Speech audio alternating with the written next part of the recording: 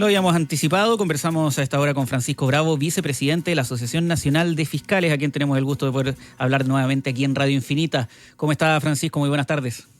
Hola, muy bien, muy bien. Muchas gracias por la invitación. Tenemos una variedad de temas que queremos tocar, pero salgamos al tiro de la polémica o no, en torno a timing, plazos, etcétera, de la conversación que puede haber tenido el presidente electo, y esperemos que presidente electo ya, con la fiscal, a la ex fiscal Trinidad Steiner, actualmente elegida como ministra de Seguridad. Le quería partir preguntando súper directamente al comienzo si hay un problema en que un fiscal converse con alguna autoridad política respecto a un posible cargo dentro de la administración pública. A ver, en principio, claro, lo deseable es que no hayan contactos políticos entre autoridades políticas y fiscales que están en ejercicio por cuestiones de carácter político. Ahora, yo no tengo idea cuál es el tiempo o el plazo o el momento en que tomaron contacto con la ministra Trinidad Steiner. Mire, yo tengo que ser muy honesto, yo soy muy amigo de Trinidad, la conozco hace muchos años. Yo supe de estos contactos el día domingo porque tuve un contacto telefónico con Trinidad, que fue 2 días antes de nombramiento. Y por lo menos de la conversación que tuve con ella, eran contactos muy recientes, no eran contactos de semanas ni de meses. Esto lo revelo, digamos, porque conozco a Trinidad, sé su profesionalismo, su rectitud, y por lo tanto, la verdad que no creo que haya habido contactos de semanas o meses como se anunció. Y dentro de esos plazos, Francisco, da la impresión que de todas maneras un fiscal puede conversar con alguien respecto a un eventual cambio de trabajo, ¿no? O sea, un fiscal no necesariamente tiene por qué ser fiscal para siempre. No, por supuesto, pero claro, pero evidentemente los plazos importan. Yo entiendo las aprensiones que pueden haber existido de que, claro, si yo vengo conversando hace 1 mes, 2 meses, 3 meses con autoridades políticas, eso se puede prestar para generar cierto ruido, ¿eh? Yo no tengo ningún antecedente al respecto. Como le digo, yo hablé con ella un día domingo y creo que el nombramiento fue el martes, si no me equivoco. Nunca antes me mencionó, por lo menos a mí, algún contacto de carácter político, así que me llama la atención de que se diga que esto fue, que haya habido más tiempo o que esto es una conversación que se viene arrastrando, no sé, semanas o meses. Claro, sería raro. Lo desconozco. Sería raro en ese sentido, o por lo menos no está dentro de lo que usted teoriza, que estos contactos hayan existido cuando todavía José Antonio Kast era candidato. Claro, sí. Además, yo me imagino, esto ya es pura especulación, digamos, de que probablemente se toma contacto con muchas personas, ¿no?, para ver la disponibilidad, especialmente para un ministerio tan importante. Yo escuché hablar del nombre del señor Carter, otro un general de carabineros, otro del ejército. Entonces, me imagino que esos tipos de sondeos son sondeos que se hacen y que no solamente son con una persona, probablemente con más de uno. Francisco, más allá de este episodio puntual, le quería consultar cómo visualiza usted el paso de funcionarios del Ministerio Público al gobierno. En este caso, evidentemente, el ejemplo es muy fuerte considerando que estamos hablando de una fiscal a un ministerio. Se lo consulto por el ambiente también que se ha dado al interior del Congreso, donde algunos parlamentarios incluso han planteado la necesidad de impulsar un proyecto de ley para establecer una suerte de periodo de enfriamiento de 1 año antes de que una autoridad del Ministerio Público pase al gobierno, y esto para evitar conflictos de interés, sobre todo para resguardar la independencia de los poderes y además para evitar que existan análisis retroactivos de ciertas causas que puedan generar ciertas polémicas. ¿Cómo lo ve usted? ¿Un avance en materia de transparencia o algo innecesario considerando también la independencia de los poderes? Yo creo que es una buena idea, Existe una norma respecto de casos de fiscales que no pueden ser, por ejemplo, candidatos durante un periodo para cargos de elección popular, y que el espíritu es el mismo. Yo creo que es una norma que podría despejar cualquier tipo de duda. Ahora, en el caso particular de Trinidad, yo no tengo ninguna duda de que no hay ningún conflicto de interés. No creo que haya llevado ninguna causa a ella, en donde haya estado vinculado directo o indirectamente, digamos, las autoridades que tomaron el contacto con ella. Hemos tenido otras experiencias de casos en que sí uno discutía los casos. Usted recuerda del fiscal metropolitano sur, Alejandro Peña, que él se va al Ministerio del Interior a trabajar con el ministro Rodrigo Quispete, pero ahí había un problema, que el ministro del Interior era parte querellante del caso Bomba. El fiscal Peña era el fiscal del caso Bomba. Entonces, ahí claramente había un problema que bueno, probablemente para evitar ese tipo de cuestiones, yo creo que la idea de legislar en esta materia no es una mala idea. Estamos conversando con Francisco Bravo, vicepresidente de la Asociación de Fiscales, entendiendo que acá no existe aparentemente ningún conflicto de interés, que la fiscal Steiner como fiscal de Tarapacá lleva otro tipo de causas alejadas del mundo político y de hecho muy vinculadas a crimen organizado. ¿Qué le parece su perfil justamente para liderar el Ministerio de Seguridad? Usted ya hace la salvedad de que son particularmente cercanos, pero además Trinidad Steiner en algún minuto fue presidente de la Asociación Nacional de Fiscales. Sí, pues efectivamente ella fue presidente en 2017, luego se fue a Arica a trabajar con el fiscal Mario Carrera, como fiscal jefe de Arica, y luego postula a ser fiscal regional de Tarapacá.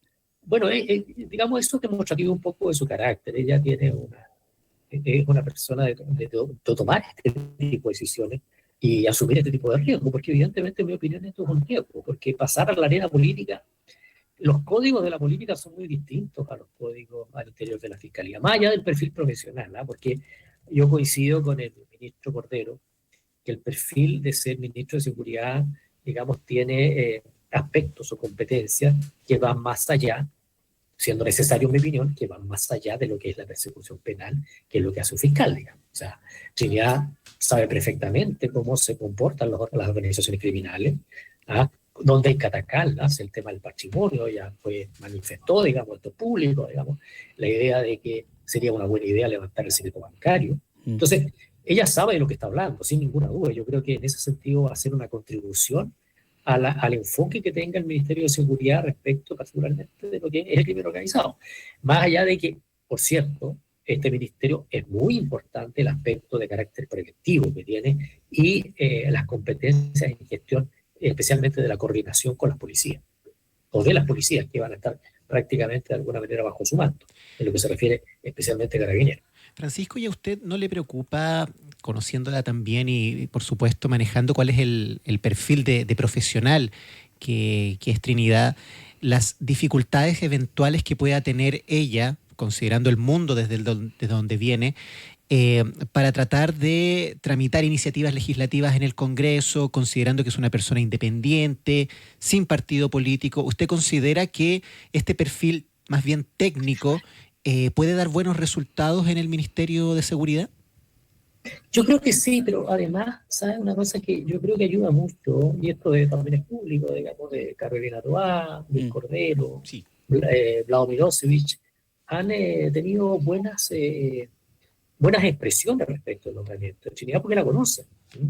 Y porque saben específicamente o precisamente de que su trayectoria, su experiencia y su perfil es un perfil más técnico que político, independiente que el cargo, por cierto, de ministro es un cargo político, pero ella tiene, digamos, la expertise, el conocimiento y creo que también la capacidad y la competencia para relacionarse bien con el mundo del Parlamento. Ella también, siendo presidenta de la Asociación de Fiscales, tuvo mucha actividad con los senadores y diputados por distintos proyectos de ley que siempre se transmiten en el Congreso y en donde la opinión de la Asociación de Fiscales siempre nosotros tratamos de hacer la variedad, y ella en su oportunidad fue muchas veces a las comisiones, en la Cámara y en el Senado a dar su opinión y creo que se manejó muy bien en eso, digamos, las relaciones con ese mundo.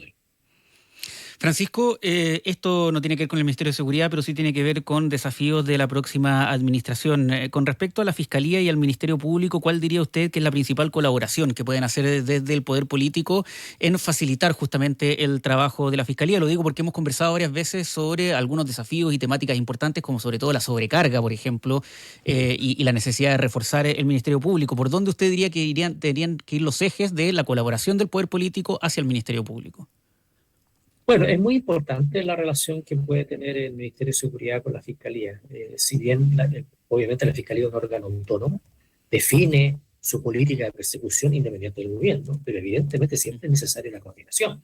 O sea, la palabra coordinación es la clave, el puente, digamos, de oro o de plata entre lo que es el poder político y el Ministerio Público.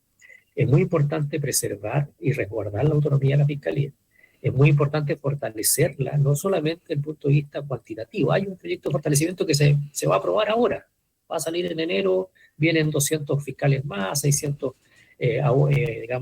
profesionales y auxiliares y administrativos, lo que es una buena noticia, insuficiente, pero una buena noticia. Pero además hay otras cuestiones de carácter cualitativo que la asociación ha tenido ha tratado de colocarla, digamos, dentro de la primera línea de la discusión, que son cuestiones que uno podría decir son más corporativistas o gremiales, pero la verdad que son importantes, que por ejemplo el tema del incentivo al retiro, el tema de la carrera funcionaria, el tema del incentivo al retiro, llevamos 25 años en la reforma, ya no lo llamemos reforma, llamémosle sistema. Y en esos 25 años ya muchos de nosotros estamos llegando a los 60 años. Y es importante renovar los cuadros del Ministerio Público, ¿verdad? Para darle más energía, para que vengan los nuevos conocimientos, que venga un nuevo empuje de otros colegas que les interese la persecución penal. Y hay que abrirles la puerta a colegas que ya van a estar sobre los 60 años para irse. Los fiscales son los únicos operadores del sistema de justicia que no tienen mecanismo de incentivo de retiro. Todos lo tienen, salvo los fiscales. Y aquí hay una decepción, particularmente con el gobierno saliente. Nosotros insistimos que era necesario como una forma de incentivar la llegada de nuevos cuadros y la salida de los que ya pasan los 60 años. El incentivo de retiro, lamentablemente, bueno, no nos fue bien con este gobierno, esperamos que bueno, sí nos vaya bien.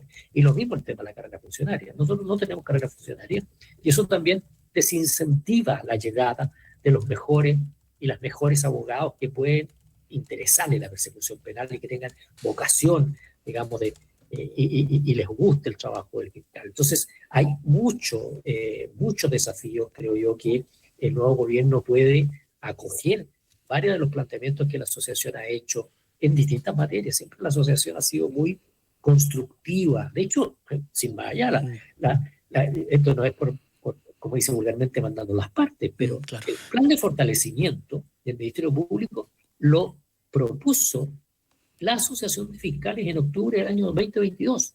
Bueno, hoy día está saliendo, 4 años después, está bien, lo saludamos. Nosotros hemos propuesto, y hace 4 o 5 años propusimos la creación de una Fiscalía Supraterritorial de Crimen Organizado, la Asociación de Fiscales. Y bueno, se aprobó. Hay 14 colegas designados que hoy día están en Italia perfeccionándose. O sea, siempre la asociación ha tratado de colaborar y cooperar, digamos, con una mirada más fresca, una mirada más eficiente, más eficaz de la persecución penal. Francisco, por último, ustedes han sido siempre súper respetuosos de no referirse a casos en curso y le quiero hacer una pregunta derivada del caso de la exministra de la Corte Suprema, Ángela Vivanco, pero no sobre el caso en específico. Pero sí me parece que hay una reflexión interesante que se puede hacer en torno al estado de la institucionalidad de la justicia. Lo dijo hoy día el ministro de Seguridad Pública, Luis Cordero, dice que solo el hecho que estemos hablando de esto, que se esté mencionando esto, que se esté acusando esto, es un golpe severo a la institucionalidad. Y quería preguntarle si usted coincide con que este tipo de casos, no solo este, sino los que hemos visto en el último tiempo, tienen hoy en día la institucionalidad de justicia en una situación delicada. Yo creo que aquí claramente hay dos miradas, digamos, no contrapuestas, sino complementarias, dos caras de una misma moneda. Coincido con Luis Cordero, esto es un severo golpe, digamos, a la credibilidad del sistema de justicia, pero también es el mismo sistema de justicia que está reivindicando los principales principios y valores del Estado de Derecho al perseguir de manera enérgica este tipo de hechos. Se pidió una orden de detención, esto es inédito, primera vez que una ministra de la Corte Suprema es detenida por personal de carabineros bajo la instrucción del Ministerio Público y es puesta a disposición de los tribunales, y en donde el Ministerio Público, digamos, una gran labor que ha hecho la Fiscalía de los Lagos, está poniendo y sentando a una ministra en el banquillo de los acusados, por decirlo de alguna manera, para formularle cargo y para pedir medidas cautelares y hacer una persecución penal. Hace 2 meses atrás, un mes atrás, en el mismo contexto relacionado, fue condenado un exdirector de la Policía de Investigaciones a una pena de 17 años. Con lo cual, el Ministerio Público está haciendo su trabajo. Y yo creo, por eso digo que hay dos miradas. O sea, está la mirada de, por cierto, esto nos causa estupor, esto evidentemente es algo que no hubiéramos querido que hubiera pasado nunca, digamos, que una ministra hubiera tratado de incidir en decisiones judiciales. Pero también está la otra mirada, la mirada de que tenemos que sentirnos satisfechos en el sentido de que las instituciones están funcionando.